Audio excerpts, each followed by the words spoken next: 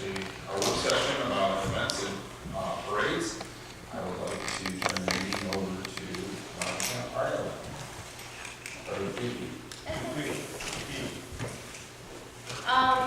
So I just want to start with some history on events and parades and kind of touch on why I asked to have this conversation. So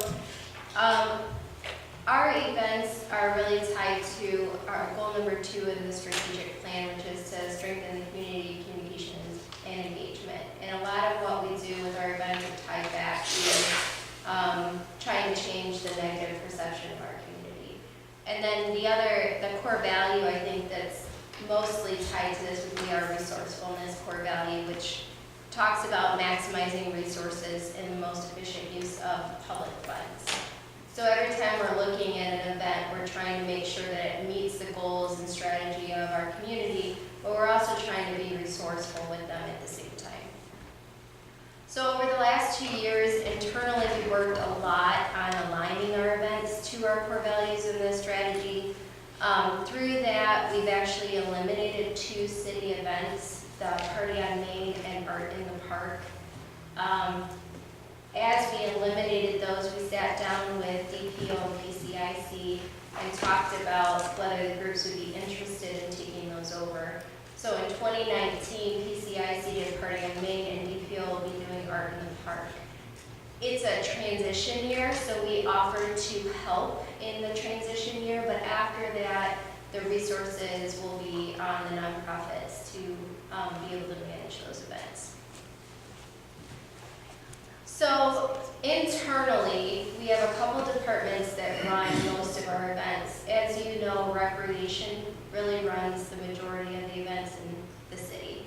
So they do a chili cook-off, they do 5 story times, they do the winter social, March Madness, bunny breakfast and egg hunt, kid garage sale, 9 gazebo concerts, soccer camp, bark in the park, movie in the park, the fall fest, and spirit of the season. So there are actually 2 full-time recreation employees that work on these events year-round as part of their full-time job. Other departments that run events are administration, economic development, and then a couple small ones through public safety. So we do the state of the city, there's 19 farmers markets, there's a business appreciation night, the holiday shop and stroll, national night out, and then there's smaller police and fire events throughout the year. And the idea was to sit down with all these departments and the nonprofits of our community and align our events together so that we weren't doing too many events every year, and the ones that we were doing were high quality events to help with that perception issue with our community. Oops. So outside of our organization, PCIC does 3 main events, Party on Main, Party in the Park, and they're doing an end of the summer block party. And then Downtown Painesville organization does Founders Day, 9 First Fridays, there'll be 12 next year, 19 car cruises, 2 farm and fleas, a farm to table, and art in the park.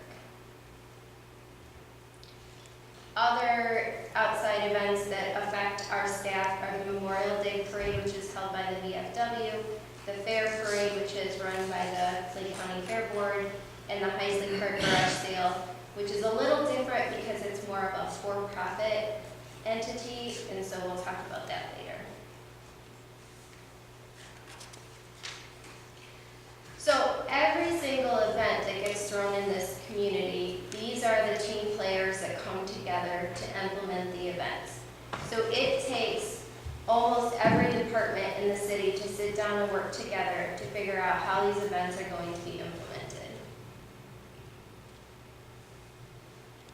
We spend approximately 2,000 employee hours per year on events. Approximately 1,200 of those are on other events, other nonprofit events.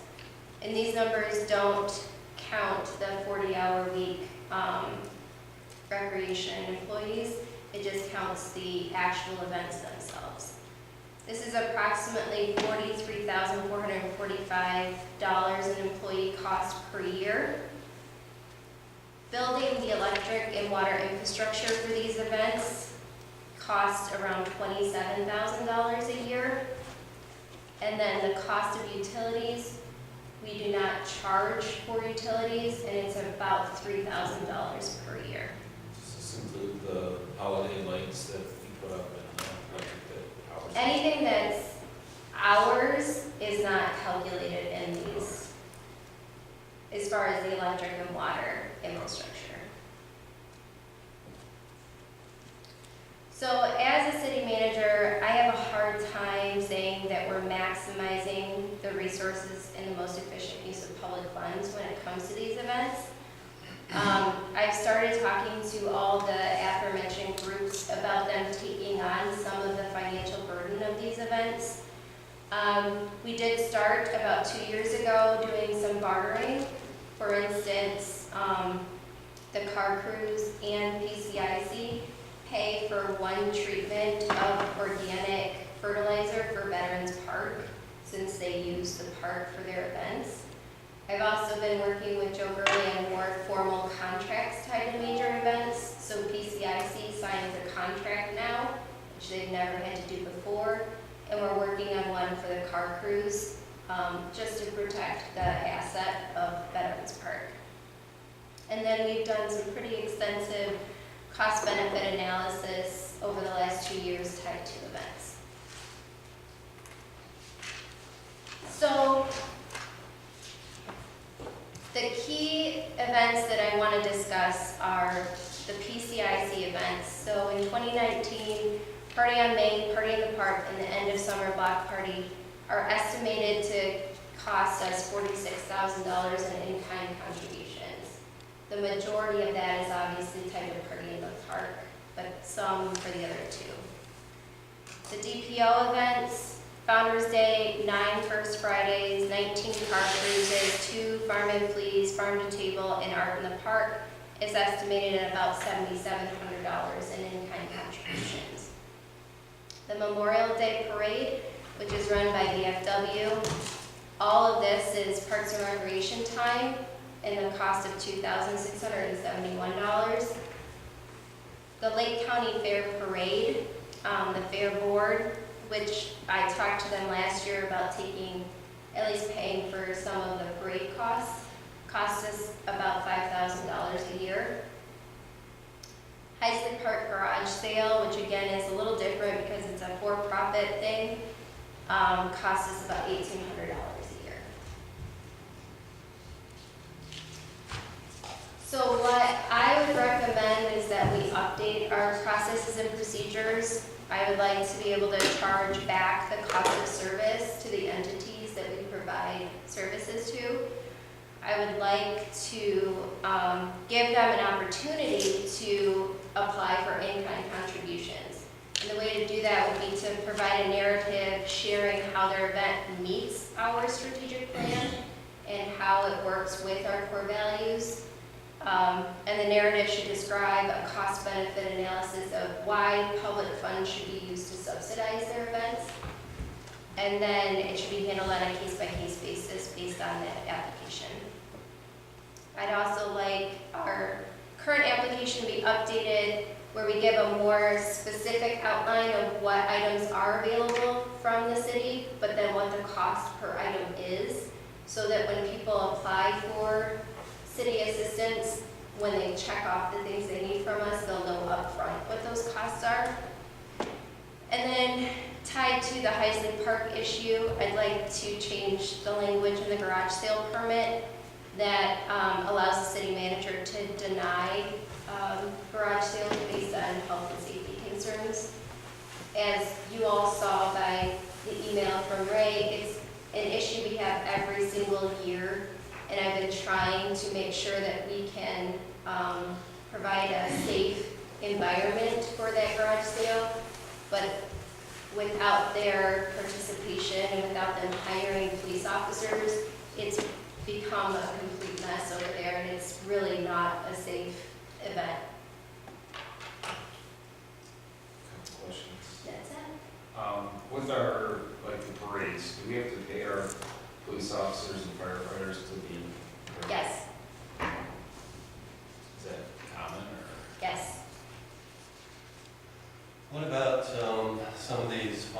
functions that the police and fire are at, are they required to be at these functions? Do they have to be there? Or, like, say for instance, the parade. I know they have to shut the street down or, control the traffic, but like, does the fire engine need to be there in the parade and that kind of stuff, or, I don't know. No, it doesn't have to be in the parade. And we can definitely cut that. That's probably the only part that gives us any kind of visibility. The rest of it is public works people on overtime, putting up barricades and cones and then sitting there. And then police officers on overtime, sitting at intersections, making sure people don't come through. Sometimes we have volunteers that also sit there, but for the most part, the majority of that cost is tied to barricading the roads and making sure that those who are in the parade are protected from people cutting across the streets. So would you allow, say, like, the fairgrounds, the fair, to get their own volunteers to shut the roads down, the side streets, or is that a no-no? I would not like the liability that's tied to having the fair board's volunteers protecting our streets. I think it's better if we have people who are actually able to enforce our laws be there to block our streets. Can you go back a slide or two to the dollar amounts in there?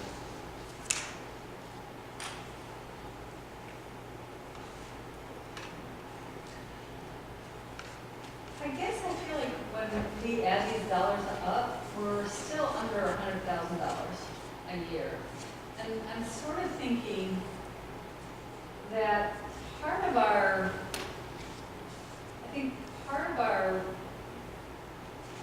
one of our goals, I'd say it would be hard to say that any one of these events don't make Painesville a better place to live. Don't. Yeah, like they don't contribute to making Painesville a better place to live. And I would also say it's hard to say that any one of these events don't contribute to bringing outside people in to experience our community, which further promotes sale of housing and things like that. So for me, I guess I'm thinking, I understand that it's a cost, but how are we weighing the benefit? We're asking them to prove that they're a benefit, but wouldn't you think that maybe like the hotel might rent more out during a holiday or an event of some sort, like Steel Mansion? Wouldn't they rent out more rooms during like Party in the Park, for instance? Yeah, I mean, so don't we benefit in McDonald's being frequented and Arby's being frequented, and aren't there sales and stuff like that higher at things like this? And if I think about that and then I think about the price of this, I think, I don't see what the issue is.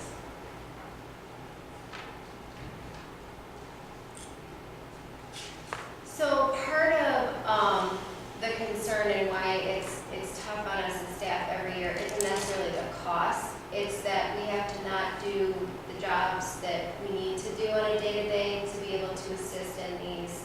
It's more about time for us. I just put a dollar amount to that time, but there are certain events that take a lot of time, which force us to not be able to put asphalt in potholes and change catch basins and things that our staff would rather be doing. But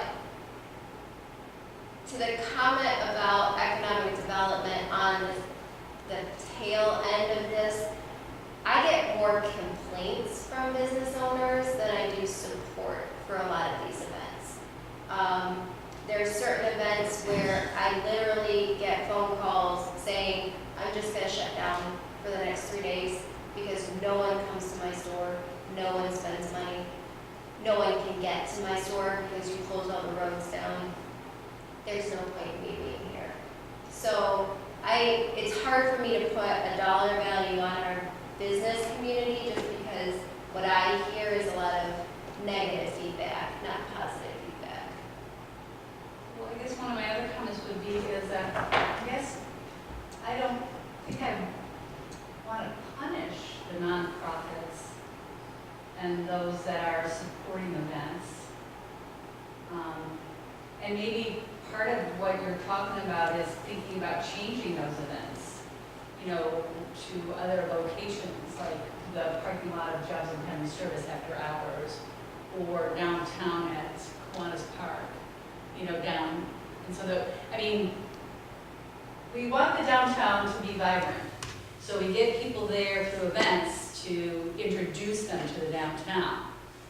And the cost to it may be for the store owner for those 3 days, but maybe it actually increases their sale for the year. So you can't put a monetary value on that either, is what I'm thinking. And again, I think part of it is that, you know, if I think about one of our goals is to make Painesville a better place to live, is it a better place to live if we don't have any events? Well, we're still doing all the events we do. I mean, everything that Parks and Rec or our internal events, we're still doing all of those. So, all of these and all of these. And that cost is outside of the numbers that were shown on those slides. But I think for me, some of the ones that are on the other slide are some social activities that, and I realize there's a cost associated with it, but there is, in my world, some responsibility for city government to help support those types of activities. And I realize what you're saying, that workers would rather be doing maybe some of the jobs that we as council people here, and roads is an easy one to pick at because of potholes and like. But I don't think in the 9 years, 8.5 years, that now people don't understand the dollar amount associated with it. But I don't think I've ever heard a resident say we shouldn't be doing any one of those. Now, if we don't do it, I think us as council people are going to hear, why aren't we supporting those types of activities? Party in the park, for example. There's a few The residents. Memorial Day Parade, we might as well shoot ourselves in the foot if we're shooting ourselves in the foot if we're not going to promote the Memorial Day Parade. We'll fill, in my estimation, we'll fill this place if we're going to say, no, we aren't going to do the Memorial Day Parade. We're not going to recognize individuals. Now, the only thing up there that, for me, the Heisman Park garage sale, that's a huge concern for me because there is safety and security issues there, left and right. Well, and they're their own, HOA, homeowner association. they have their own homeowners association, and they, you know, they have funding for that that's available from the residents for participation. So I do agree with Jim on that. I kind of agree with Jim too, with the exception of PCIC. Because PCIC originally was Painesville Community Improvement, and the proceeds that they made off of Party in the Park, the money went back into our community, and it went as grants to. Right. And it was In the Painesville community. City. Yeah, in the city. Now Now it's, it's Painesville community. it goes everywhere, and no other community contributes to Party in the Park. I mean, Grand River doesn't, Painesville Township doesn't. Right. None of the other ones do, but we end up footing the bill, and then the money they make, they give to other communities, which I think is wrong. I think if they're going to give grants outside the city of Painesville, they should be paying for the services that they get. That's my opinion. But is that board made up of members from all those communities? The people that Yes. put that, I mean, that is Yes, a part- lot of work and a lot of energy, and those people are putting a lot into that, and then they're not getting the benefit of hosting it in their community. So Grand River may not be putting money into it, but people aren't starting at Clark to get their gas tanks filled up and stuff like that. So we're getting the benefit of that piece of it. Yeah, but that's pretty expensive to put on Party in the Park. Oh, I don't It costs a lot of disagree. money. I mean, that's the major cost of all these costs is Party in the Park, you know, for everything. I feel they should pay a portion. I mean, if they're gonna give out 40% of their profits outside the city, maybe they should be paying 40%. Well, last year, did the Painesville Community Improvement Corporation pay anything? I believe they gave us an in-kind contribution for the fertilizer and a $5 fee. Didn't they pay for part of the dog park? No, that was a grant. That's completely outside of, I can go over some of those numbers if you want. I've done the cost-benefit analysis of the grants and sponsorships versus the city's cost. And Tom is correct, not all of the money stays in Painesville. But, I mean, we can get into those weeds if you want to.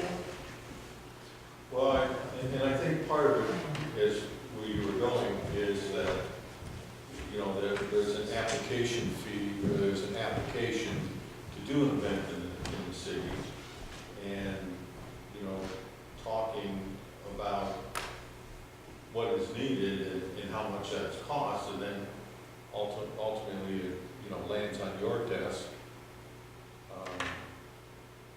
with approval or not approval. I don't have a problem with that.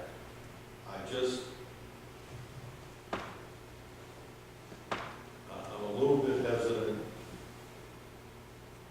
because usually, as a council people, we hear if somebody doesn't like something. And I haven't heard any negatives. Now, again, people do not know the amount that's associated with that. And then the question is if that's not, if we're not gonna support that, are we going to see the extra effort or money in some projects around the city? Well, one other thing about PCIC would be that when they advertise it on the radio, Painesville is the community, the name of the city, and that's what goes with it, it's Painesville. So there's a lot of advertising that our name is Right. associated with, and I don't know how you quantify the value of that. So when you're asking them to give in-kind contributions, are they able to say, yeah, well, this is what we're giving you in kind? Is that what you're talking about? Like, yeah, we're giving you, $200,000 worth of advertising, and we're giving you, your gas station's profits during this event were 20 times higher than they were the prior weeks. Are they able to do that in their in-kind, or is it, when you're talking about in-kind, is it things like actual products like fertilizer and? So their in-kind is not in-kind. The analysis is based on their sponsorships of people within our community and the money that they give recreation to do events in our community. Those are hard numbers to say that we actually get a benefit out of our relationship with PCIC. As Well- far as marketing goes, we've had a very hard time getting co-branding on a lot of this stuff. And it took me 2 years to prove to them that we're giving them $40,000 worth of in-kind contribution. The least they could do is put our logo on Party in the Park. It has literally taken me 2.5 years to get them to agree to that, and I still don't know if it's going to happen. So I would say that the relationship with PCIC in the city is not the healthiest relationship, and we have a hard time communicating with each other.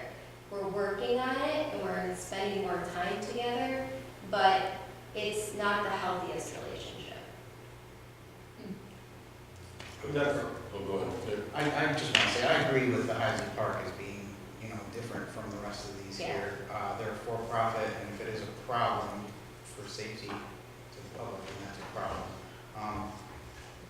You know, I do see benefit in some of these, or in these events, and our participation with the Lake County Fair, that walks right by my house. And, I can only imagine like a fraction of the Lake County Fair going down my house without police.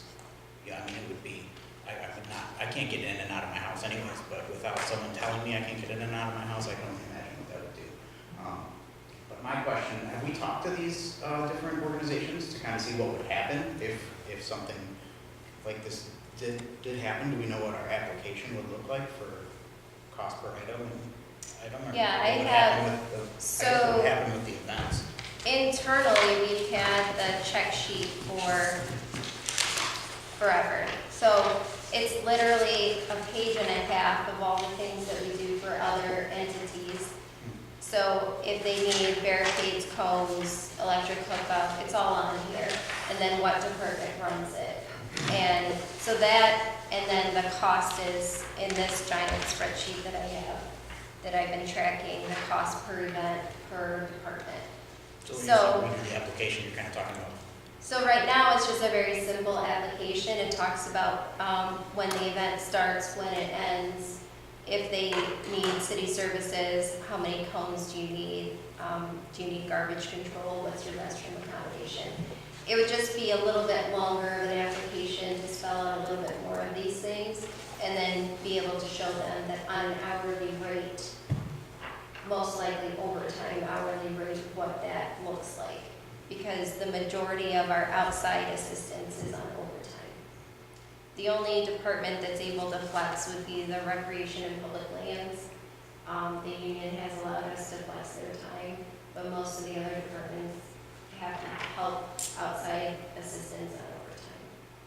So what has each of these organizations said since, I mean, have you contacted each of them?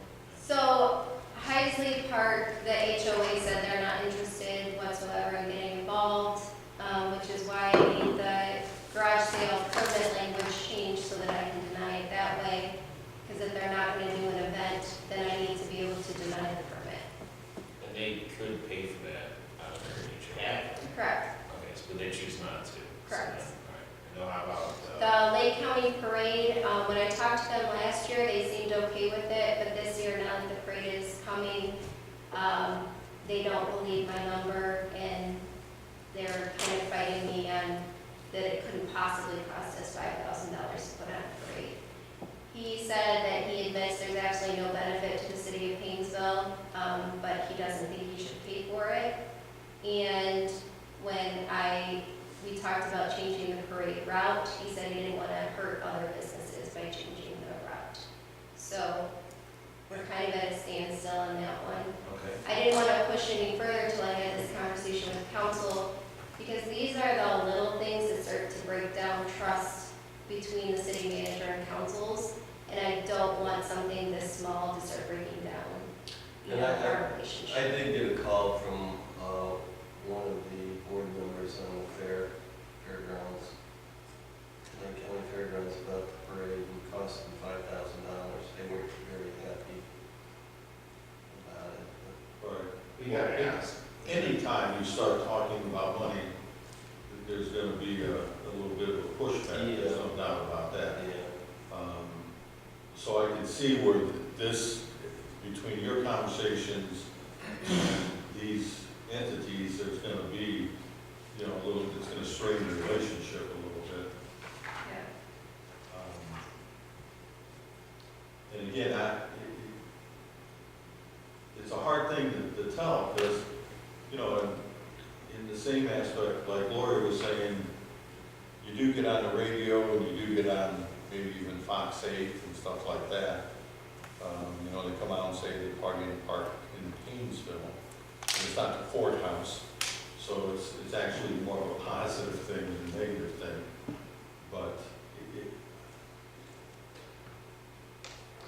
So to finish your question, the VFW, I haven't sat down and talked to them. Michelle has chatted with them a little bit, but I haven't talked to them directly.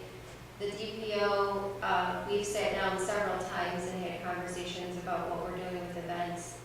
They're the DPO is working with us to try to align our events with our strategies, so that hasn't been a problem. PCIC, we sit down a couple of times to talk about events. I already said, I don't think it's an unknown thing that the relationship between PCIC and the city is a little strained. It always has been a little strained. So once we get over that, initially their fear was that I was just gonna throw it all out, and that's not where I was headed. I'm just trying to justify the public cost for the event. So it took me 3 years to get the cost benefit analysis done because I had to earn their trust enough to get the information for the sponsorships and the economic development grants and the other things they do for our community so that I could balance out the cost benefit analysis. So I do have those numbers. This shouldn't be new to them. It shouldn't be. Rita had a figure of 10 to 15,000 when one of her last 2 years. So, you know, but then it never went anywhere from that discussion. So it shouldn't be a surprise to them. Does anybody sit on the PCIC board that is a leader in the community? Do any of our community leaders sit on PCIC? Paul goes to their meetings quite a bit. Rick Kinder knows, Kelly Amos, Who's the president this year? it's Pam Pam. Morris. Sam Morris. So I thought. And Rick and his wife are on our board, and so is Tracy Montgomery. Do you go? So within the last 3 or 4 months, Kathleen Sullivan has gone to represent the city to try to combat some of the negativity that comes out of that group. She's been able to tell our side of the story at a lot of those conversations.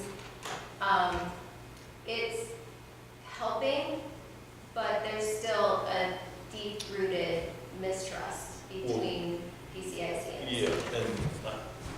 and some of it is rightly so. I mean, they changed the Painesville Community Corporation and Yeah. not Painesville City. I mean, over the last 10 years, they made it known that But how Painesville is their- City is not their, But how has their board changed over that time? I mean, if it's made up of people that are not Painesville City residents. It always has been, mostly. It's not, Mostly Painesville City or mostly? Well, other- a lot of residents that didn't live in the city were on the board. no, In the past. it's not, I mean, right now it isn't. no, it's more that are not on the, that live in the city. And that's why it went to Painesville Community instead of Painesville City. Well, how much has it changed for us to be a bigger part of the, what's the name of it? I don't know why my brain's not working, but, you know, with the businesses that are part of, what's business, what is that called? Just the merchant meetings, is that what you're talking about? The merchant meetings, but what's the? Sponsors? No, come on, it's right here. You know, since we've become bigger than just Painesville as far as the association that all the businesses. Chamber. Chamber Oh, So Complex. the chamber has gotten bigger. And just for me personally, since the chamber has gotten bigger, I've lost a lot of interest in participating in things. It's not as, I don't say that, I don't want to say that I don't care about what is going on in other communities. It's just that I can't spread myself that thin to be a part of all of that. Sure. So would you say that that's how the PCIC has changed too, or no, from its inception? I mean, maybe all you were here. when I was it gonna say, I don't go to their meetings, and I'm not actively involved with PCIC, so it's hard for me to speak. I only get reports back from Kathleen on how strained the relationship really is. So that's what my focus has been, is trying to fix that piece. I know that they have some infighting too. There's the core group, and then there's a newer group, some issues between the core group versus the newer group. But I'm not at the meetings, I don't participate in that, so I can't really speak to that too well. But I think you're right, Lori, when this originally came into place. I was principal at Harvey at the time, and we put in for a grant for some events, for a sound system. I mean, it was really focused on Painesville, businesses, but now that it's Painesville Community Improvement Corporation, they spread out as well. Yeah, we have that information for council.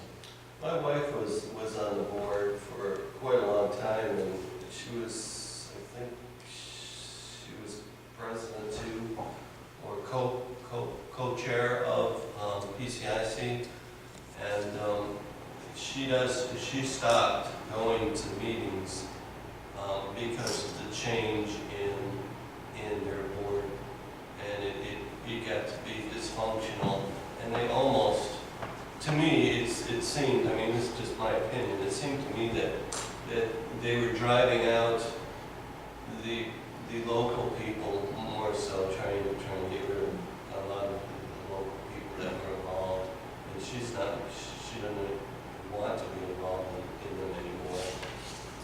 And she was part of PCIC for probably 12, I think that 14 years.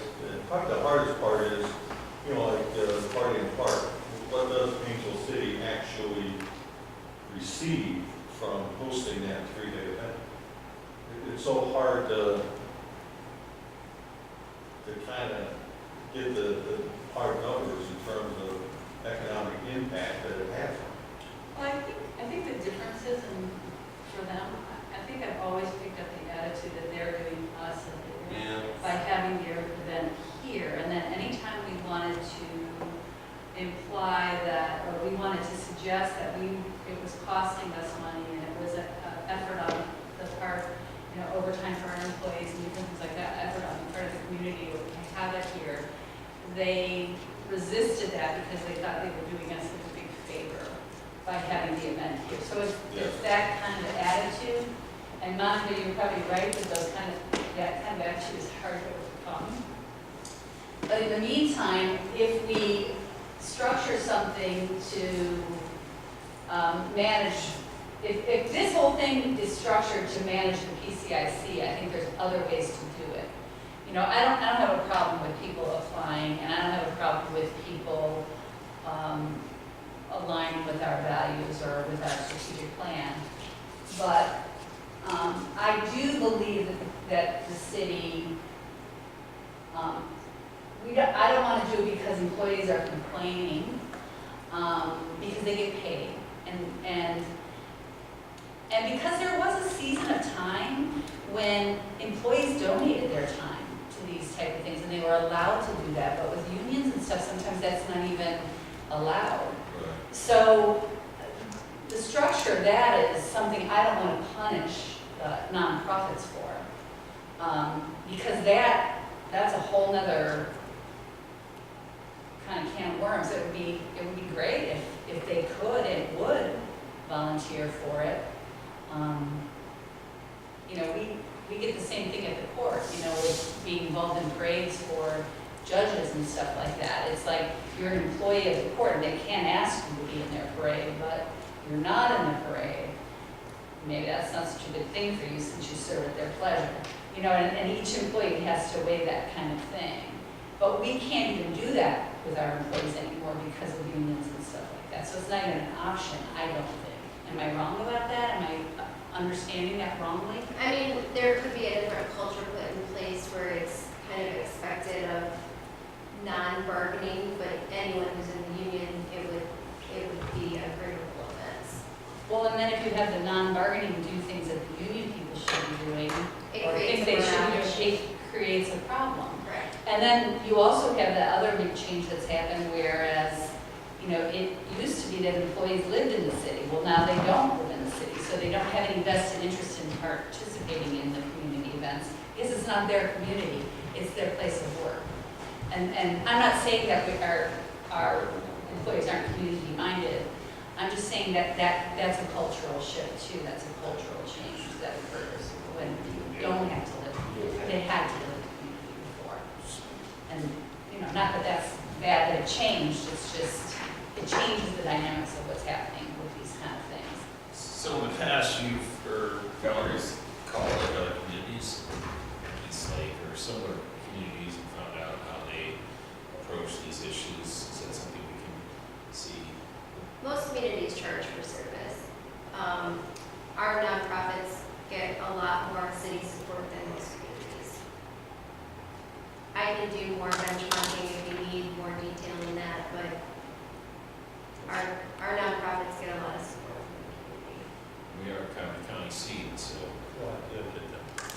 I guess for me, you know, it's kind of like, we don't want to be taken advantage of, but in the same aspect, we want to provide opportunities for, you know, even like the Lake County Parade and Memorial Day and the DPO, because that's really downtown Painesville. But it's kind of like being like Goldilocks, the formula just right, so not too much, but not, we don't want to give our residents the opinion that we're not supporting local initiatives, but we don't want to be taken advantage of either. Well, we have one of our nonprofits here, the council feel comfortable with, having them speak on behalf of this. Only if they feel comfortable speaking on behalf. They show up. See, they invested their time. Do you want that, so I'll read it up there, or you want me to? No, Yeah, you're fine. name, well, I mean, your address. That address, which Social one? Security then? I'll give you that. You can't get that. All right, David Polakowski, Executive Director, Downtown Painesville Organization, business address 47 South State Street, number 203, Painesville, Ohio, resident address 55 Menor Avenue, Painesville, Ohio. 3 minutes are up. Way too much information. So I'm sorry. Monica sits on our board, and Monica brings that connection with the city and what we're doing. Our past year, she helped with Heritage Ohio steer our strategic plan, which we came up with a very simplified plan. And the main goal is to bring people to Painesville. So we're lucky enough that we have Heritage Ohio with our best practice. During our strategic planning, Francis Joe Hamilton, who's our rep from Heritage Ohio, we discussed several options about events, closing streets, not closing streets. Based on our best practice, it's not wise for us to close streets. When you close streets, I do hear from the merchants. Unless it's my event, you know, I do refer them to the proper organization or to the city if need be. And but our focus with First Fridays is, our goal is to get people on the streets in Painesville, to get the people moving. We take an extra incentive by adding the passport like we did with the holiday open house. The first 2 Fridays, the second one was a little iffy because of the weather, but Mother Nature, we can't undo it. The first one was the Once Upon a Princess, and we probably had 750 people coming in and out of the city. We had princesses everywhere. We had businesses that were having fun. One of the things that I did hear is that I need to ensure we're going to generate revenue for merchants. And I said, I can't do that. My responsibility is getting them on the street. As a merchant, your responsibility is to get them in. Once you get them in, how are you getting them to come back? What are you marketing your business? Like I said, we had that added incentive to the passport to get people to go in. When we look at our partnership with the city, I understand, and maybe it's been in the nonprofit world as long as I have, that keeping our expenses are as low as possible. We benefit greatly from the partnership with the city, not only financially, but being kind. So when we look at Art in the Park and we look at our farming fleas, we have worked with the city on our city drops off the truck with the trailer, and we set everything up. We put everything back, and then they take the trailer away the next day. With the car crews Friday morning, they drop off the signs and the cones by Chase. We set them up. Oh, and at St. Clair and Maine, and we set them up and we put them away, and the city comes and gets them on Monday morning. So we're trying to move forward in keeping the expense of the city as low as possible. Art in the Park, we're doing the same thing. We are getting the big tent from Sibley. We're lucky enough that they are generous enough. But with the Art in the Park, we're doing the same thing, but requiring that all vendors, as they should, and even with Farm and Fleet, they have to have their own tent. We're not setting up tents. The only tents that we use would be for DPO purpose. So we have cut back on the expense. We pay for the porta potties as required. We pay for a portion of the porta potty that's out in the square for the season of the car cruise. So, you know, and then when Michelle came to me and asked me about providing the, for the fertilizer, I'm like, of course, it follows our mission in the 4-point approach about beautification, making sure that our city is inviting. So when you look at the food aspect, we are steering away from food trucks, because I do hear that when we have food trucks, it takes away from our restaurants. Now, our Farm and Fleet, our restaurants are booming, and we do have 2 food vendors. The breakfast crowd at the restaurants are great. In fact, that's one Farm and Fleet came out and just started passing out 20% off coupons to everybody, and that encouraged more people to go down. So we're trying to steer away for Garden Park. Our food vendors are Fish Bar, Fats, and then we have Aurelius, the smoothies, and then we are bringing in a healthy food truck option, but that's something we don't have available in Painesville. So with our beers, brats, and bros on the 7th, Fish Bar's doing the brats. So we are trying to ensure that we are not cutting off any access to our merchants. Like Monica, I'm sure we hear quite a bit of the same complaints and issues, and I know that with these First Fridays, we truly are, people are really getting excited. From Once Upon a Princess, we heard and saw on Facebook that they've been in Painesville area for 2 to 3 years and they never realized the stores and the businesses that were in that town. So that's our focus, is our merchants, our businesses. How do we encourage people to visit these businesses and restaurants? We're working with Fats. He's going to be opening for dinner service Thursday, Fridays, and Saturdays, and he's also getting a liquor permit. So we've been working with him for 6 months. So the benefit and the cost and looking at what we're doing, it's about movement. Our car cruise starts Friday, if nobody has anything planned, but our car cruise focus, I know, and Lori, you and I have had this conversation, I know that I can sit there and watch people go to Fats, people go to Bada Bing and Subway and the other restaurants. We're lucky enough, we've had a food vendor, and we're lucky enough now we have the Grill on the Hill, so it's all our partnership. And Jan raised $5,000 for youth mission last year. So they were able to provide students to go to 3 different states and do some community service.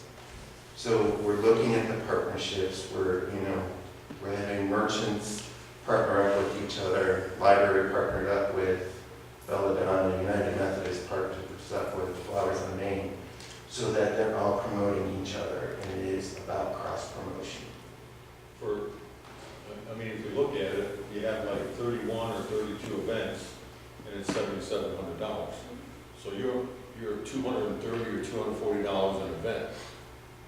That's about as reasonable as you can get. And then obviously some of the other ones, you're 2,600, 5,000, and, you know, a lot more for, so that's why I think that it makes sense to have an application fee that has some figures associated with it. The other thing that, you know, you were asking about comparison with other cities, and that's what is great about the Main Street program, because we've been discussing about hiring a police officer for our events and permit. The other Main Street programs are surprised that we don't really pay for that. So, we usually ask that a police officer walks through the car cruise once or twice, makes our committee. The good thing about the car cruise is it is a community. They protect each other. They watch out for each other. They watch out for us with the money. And, but when they see a police officer walk 5 minutes up and down, it's just, they're all over the moon about it. So, I got a question for the chief. Are they still using the bikes? Are they gonna continue to use those this summer? We have at some events, we haven't had them out as much as we wanted to in some of the events, but at Party in the Park, for instance, that's an event we always bring them out for, and some of the other events, we're able to get them out. You do use them for other events also? We do use them for other events. We also use them for enforcement occasionally, when we get some concerns with like panhandling and those kinds of things. We're able to use them for quick enforcement. People don't see them or hear them coming, and then we're able to catch in the act, because the police car coming, you know, they'll turn away and things like that. When we get the complaints from the businesses, we use it to address that way. I have a question and a comment. First, as I'm looking over everything again and listening to David, it almost, as I review the DPO's events, it almost seems to me that maybe would an application of like a more specific application and the opportunity to apply for in-kind, do you think that would affect many of your events? no, we do, there's an application process now. We, you know, I've done mine up to July, I think all the way through July, so now I gotta continue for the rest of the year as we go. But when I look at our events, like our First Fridays, we might need a tent or two for something that we're doing, but the focus is, we have a starting point, and then we direct people, and that seemed to really help. So as we're going through this process, I'm seeing maybe this year for First Fridays, we have 2, maybe 3 reasons we'll be using and borrowing, but the farm and flea we borrow, the tents for us, the cones, and then we use the electric. No. Go ahead. I'm sorry, if he was to submit an application, explain how these events align with our strategic goals, there could be a chance that that number stays up there exactly the same as it It is. probably would, because the DPO works so closely with you and I, because we both sit on the board and have worked with economic development. Basically, the entire strategy of the DPO mirrors the strategy of city council at this point, because they work with us to do that. So basically, every one of those events, you'd be able to tie back to either council's strategic plan or the economic development strategic plan that you guys will see later. And we'd probably end up doing the same in-kind contribution as we do today. Well, I think that would work, because, you know, it's one thing to say we're getting rid of all this stuff. It's another thing to say we're giving you the opportunity to show us how these events Well, because that's support and grow our community. along that lines with best practice. And that- Our strategic plan should be driven by what the city is wanting and doing, and working closely with economic development. And I just also want to mention Heritage Ohio, which does work very closely with DPO and everything that they do. I have sat with them for years. And Frances Jo does come in. She used to have, was it the same position that you have in a different community, right? She was in Delaware. Yeah, in Delaware. And, you know, they talk about how they work their events. And sitting on the DPO board, I've heard complaints from businesses, whereas sitting as a council member, I have not heard these complaints. But on that board for the DPO and on the promotions committee, I've heard businesses say, you know, large events that just crowd our doors, we might as well close down. I've heard the same comments that Monica's said, from our businesses. They Don't just- most of our businesses Closed by 6 No, or 7? you have 3 on Main Street that stay open until 8 or later. That's, and then bada bing, but when you look at Main Street, there's 3 businesses that stay open till 8 or later, and that truly affects. Belladonna, for example, if they don't have a place where their clients park their cars, then there's nobody coming into the salon. Mary Jo's got all these people in the place that don't So have. what would be the purpose of They having? can park down those? and walk from the round parking lot, but they won't do it. Like you We could don't have do it, that, yeah. Right, so there's places to park, they just don't want to park there. you could turn that, those, I thought having street events was kind of popular for a while and people wanted to be on the streets. But then if that's shifted and changed, why not just shift the location so that you're between Jobs and Family Services and the administration, the county administration building going on St. Clair Street instead of Main Street. And that's just turning it around the corner, an event, a street event around the corner. And you'd still have those businesses right there and they would still be open I would, and in walking distance from the event. I would venture to say for the Lake County Fair that the sheriff department provides service for the, and I doubt if they do it free of on charge. the fairgrounds, and I don't know the answer to that. Because if you're on Route 20, there's always 1 or 2 officers standing there directing traffic. I can't imagine that You know, the the county sheriff is persons. doing that out of the goodness of their heart. I would concur with what Yeah. the Footer said, but I will double check and get Okay. confirmation for that. And I think they work at the grounds too throughout the Yes. process. They Well, certainly are you know, capable of I that. have a point of view with that. So with the chocolate and wine walk, we tried, was last year in 18, we moved the wines at the Gage House. We're gonna have it outside, it rained, and we moved. So what happened is that pulled everybody to the Gage House and people didn't walk around. So we didn't have as much food mix. They all were on stage and, oh, I'm sorry, I shouldn't tell. Go ahead. But they were all on stage, staying on the stage, staying at the Gage House, and that's why we moved it back to Main Street. We know that we did try 1 year of closing half the street, which wasn't a good idea at all. That was this. Somebody almost died.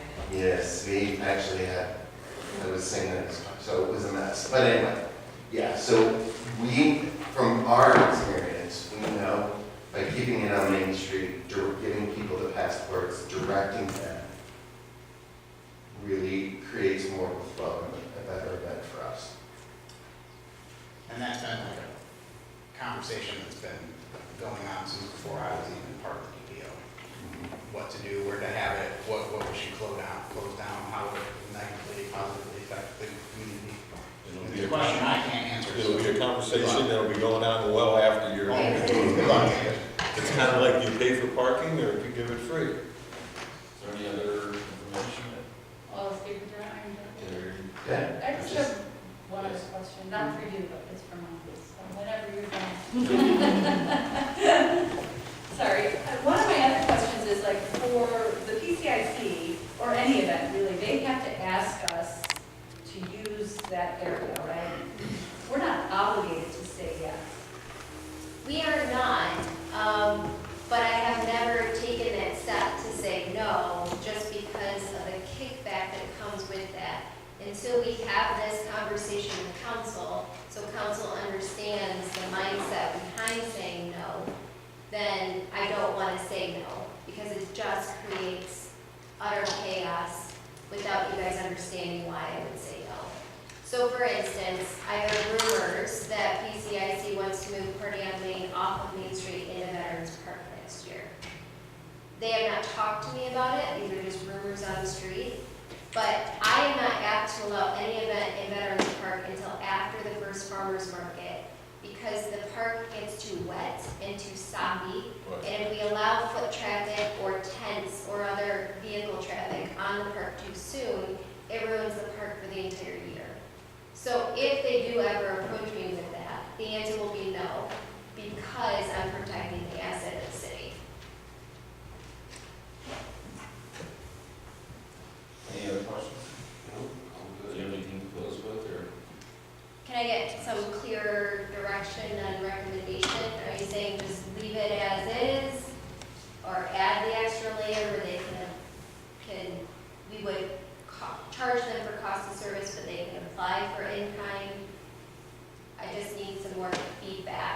still like to see what some other communities will do, or, you know, maybe other like Chardon, since they're the county seat, to see what, not that they have as many nonprofits, but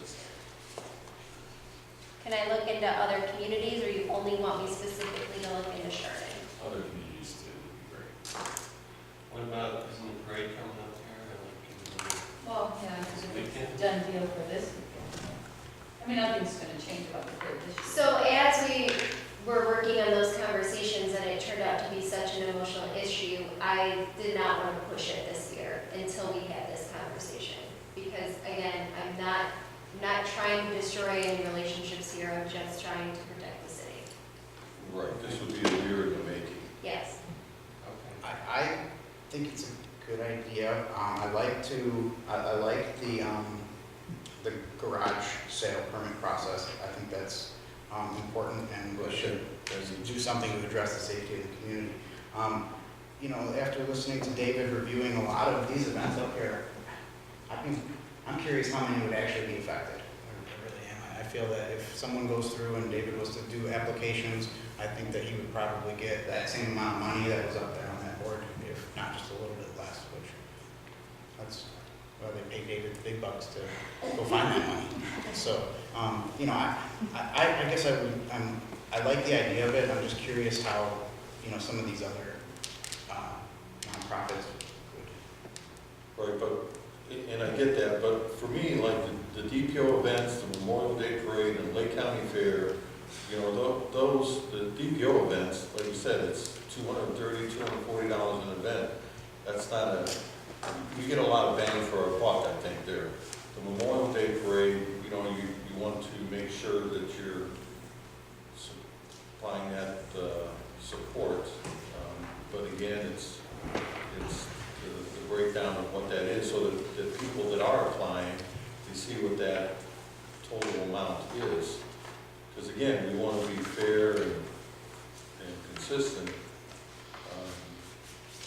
Same with the county fair. We want to participate because we're part of the county, and we have a county seat, and maybe the county commissioners can help out there a little bit as well.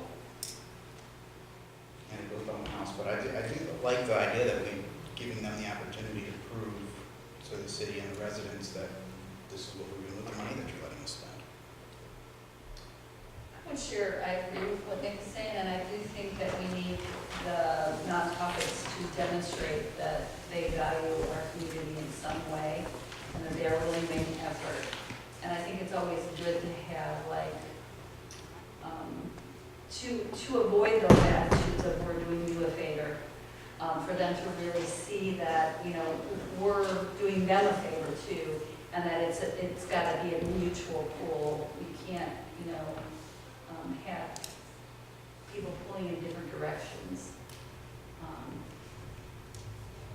With that, I would be cautious, you know, like I think I heard that we have 3 or 4 people involved in DPO and no leadership involved in PCIC. So at what point do we decide, you know, that, you know, we got to be careful with the application so that it doesn't appear in any way that we're supporting some nonprofits over other ones. Yeah.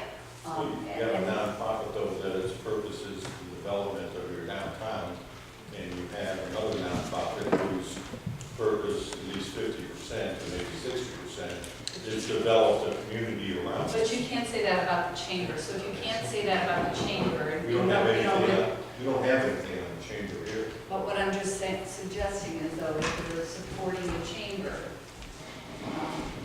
We don't support. that doesn't have, that supports your visit.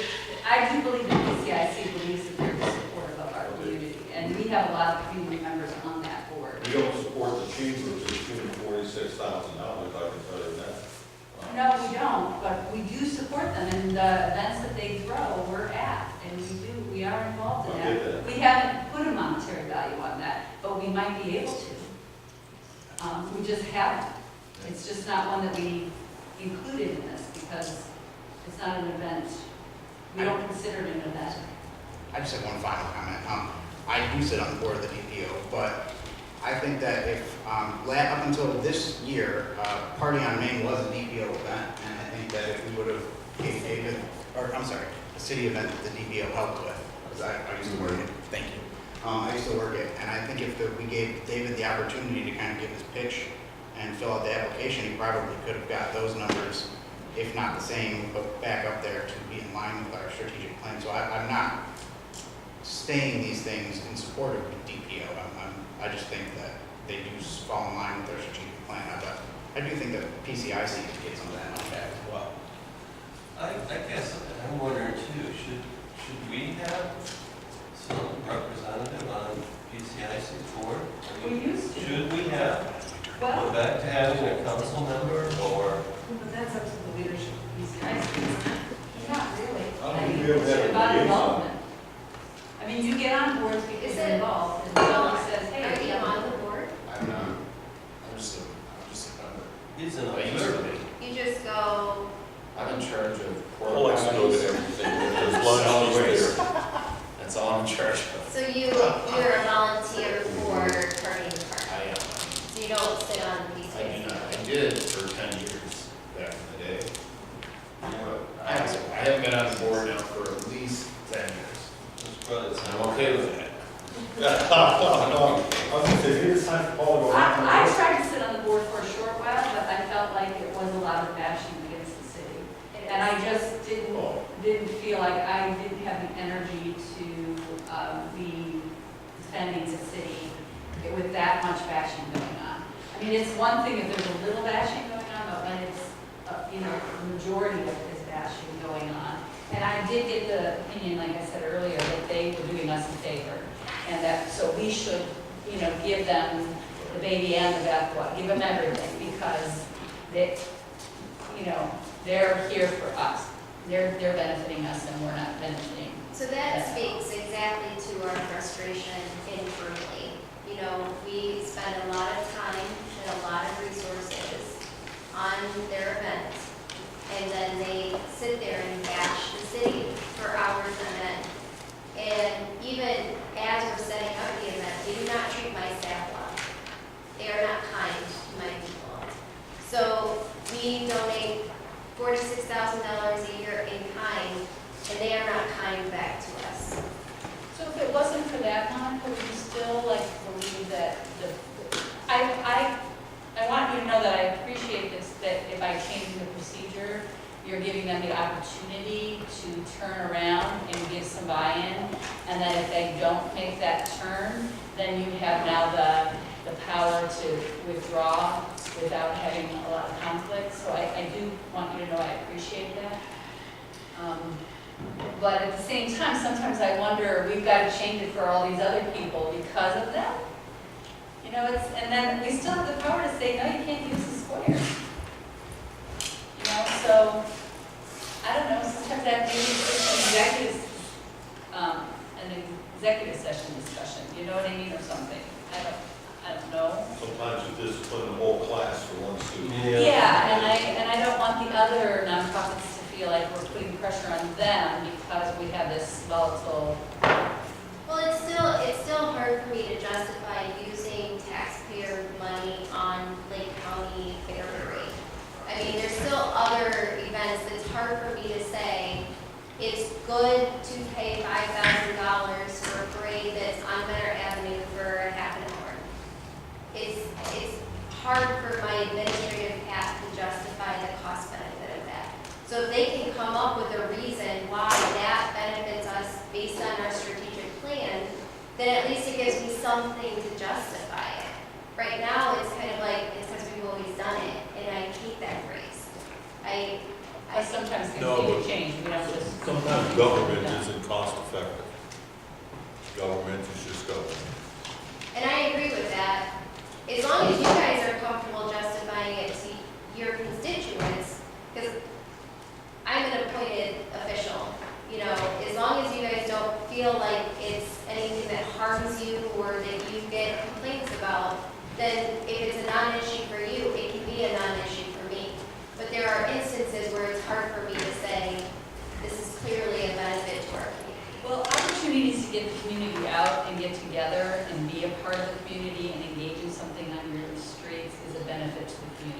in my opinion, and can be a benefit to the community. But we should treat one another with respect Well, and with encourage. some appreciation. And if that's not happening, then it might be time to split cut ways.